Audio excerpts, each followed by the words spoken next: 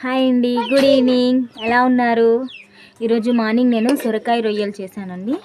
నాకు సొరకాయ రొయ్యలు మార్నింగ్ చేస్తే ఈవినింగ్ వరకు రాలేదు, సరిపోదు ఈవినింగ్ అందరికీ. అందుకే రొయ్యలతోటి అంటే రొయ్యల పొట్టుతోటి నేను ఒక రెసిపీ చేసి చూపిస్తా, చూడండి.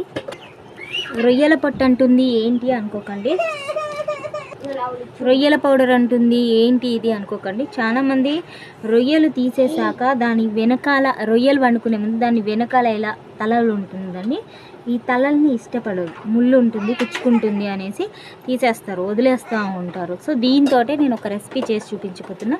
ఇది వేడి వేడి అన్నంలో కలుపుకొని తింటే సూపర్ ఉంటుంది. దీనికి కావాల్సినవి ఏంటంటే రొయ్యలు తీసేయంగా మిగిలిన తల ఉంటాయి చూడండి, పొట్టు, ఆ పొట్టు, జీలకర్ర, కాసంత ఎల్లిపాయలు, ఎండుమిర్చి, కరివేపాకు, ఇవి ఉంటే చాలు. ఇది ఏ విధంగా చేయాలి, దీని ప్రాసెస్ ఏంటో నేను చెప్పేస్తాను, చూడండి. ముందుగా మనం దీనికోసం స్టవ్ ఆన్ చేసుకుందాం. తర్వాత దీంట్లో ఆయిల్ యాడ్ చేద్దాం. ఒక 2 టేబుల్ స్పూన్స్ ఆఫ్ ఆయిల్ అండి.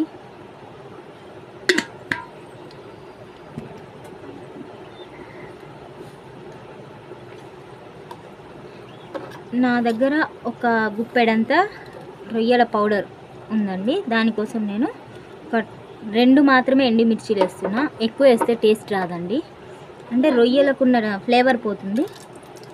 ఎండుమిర్చీలు,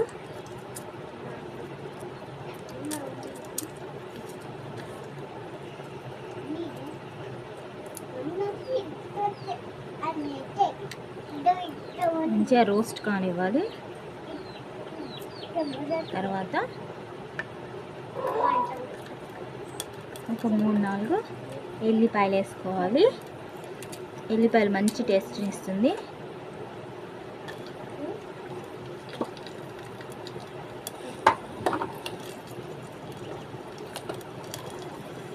ఎల్లిపాయలు రోస్ట్ అవ్వకుండా పర్లేదండి, రోస్ట్ అయిపోయాయి చూడండి. ఎండుమిర్చి,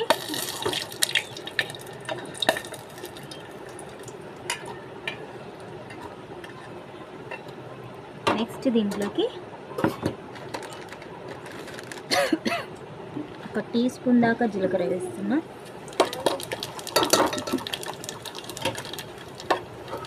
జీలకర్ర ఎక్కువ రోస్ట్ కాకముందే మనం రొయ్యల పౌడర్ వేసుకున్నామండి. ఒక గుప్పెడు,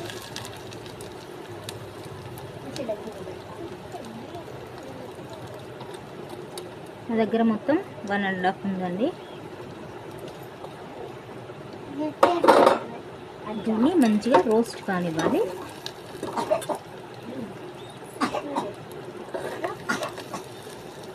దుమ్ము ఏదన్నా ఉంటే తీసేసుకోవాలండి, మంచిగా మాత్రమే వేసుకోవాలి. దీన్ని పారేస్తూ ఉంటారు కొంతమంది,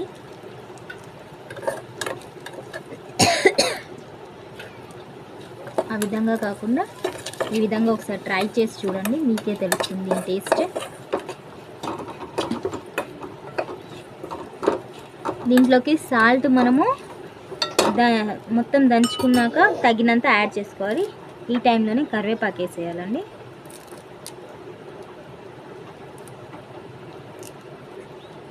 సింపుల్గా అయిపోతుందండి ఇది.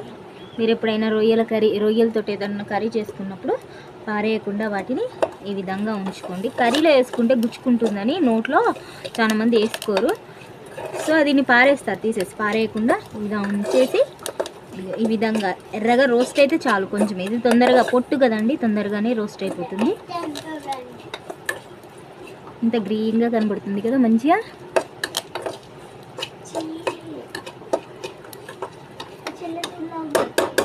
కలుపుతూ ఉండాలి. ఎందుకంటే పొట్టు కదా, సన్నగా ఉంటుంది కదండి. ఈ విధంగా తొందరగా మాడిపోతుంది, సో కలిపేసుకోవచ్చు. ఒక 1 మినిట్ కూడా పట్టదండి ఇది రోస్ట్ అవ్వడానికి. సో అయిపోయింది, స్టవ్ ఆఫ్ చేసేసుకొని దీన్ని మనం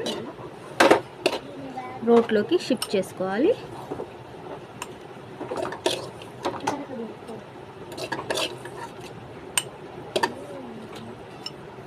దీన్ని అంతా ఇప్పుడు దంచుకోవాలండి. మనము మిక్సీ అయినా పట్టుకోవచ్చు మీరు.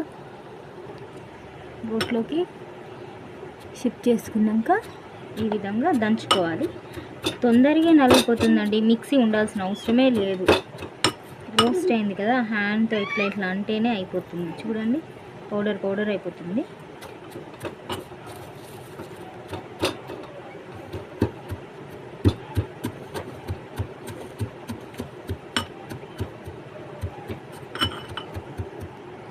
చూడండి, ఇలా పేస్ట్ ఇలా అయిపోతుందండి, పౌడర్ లాగా. నేను చూపిస్తాను. మనకు దీనికోసం మిక్సీ అవసరం లేదు. దీన్ని కచ్చపక్క దంచుకుంటే ఏంటిదంటే తింటుంటే మంచిగా మధ్య మధ్యలో ఇట్లా రొయ్యలు దాక్కుతుంటే మంచి ఫ్లేవర్ వస్తుందండి నములుతుంటే. దీన్ని ఇప్పుడు మనం ఒక గిన్నెలోకి తీసుకున్నాము. ఇంతే, మన రొయ్యల పౌడర్ రెడీ. చూడండి, అక్కడక్కడ నేను కొన్ని రొయ్యలు కూడా వేసానండి, ఎందుకంటే తింటుంటే తాకుతూ ఉంటుంది, నోటికి మంచి టేస్ట్ వస్తుంది. దీంట్లో మనం మళ్ళీ ఒకసారి కరివేపాకు వేసుకొని సాల్ట్ యాడ్ చేసుకొని మనకు తగినంత సాల్ట్ వేసుకుంటే అయిపోయినట్టే మనది రొయ్యల పౌడర్. ఎమ్మి రొయ్యల పౌడర్ వేడి వేడి అన్నం వేసుకొని తినండి.